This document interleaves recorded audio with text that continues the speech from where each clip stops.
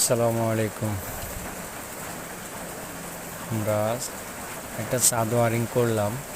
ছাদ ওয়ারিং উপরে আপনার 2 ইঞ্চি পাইপের নিচে আমরা 4 ইঞ্চি পাইপের কিছু টুকরা পাইপ বাঁধছিল, এইগুলা দিয়ে আমরা ছাদের উপরে এই 2 ইঞ্চি পাইপের নিচে 1.5 ইঞ্চি করে কাইটা 2 ইঞ্চি পাইপের নিচে যে ইট দিই, অনেকে পায়া করি, অনেকে ইটা বসাই দিই, অনেকে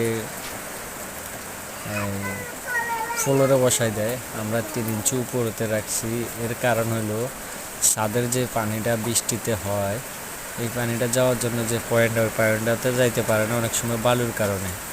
তা আমরা এই সিস্টেমটা করে দিলাম, কেউ উঠে দাঁড়ালো ওই সমস্যাটা আর হবে না। 5 ফিট পর পর আমরা এই জিনিসটা দিছি। কেমন হয়েছে সবাই কমেন্ট করে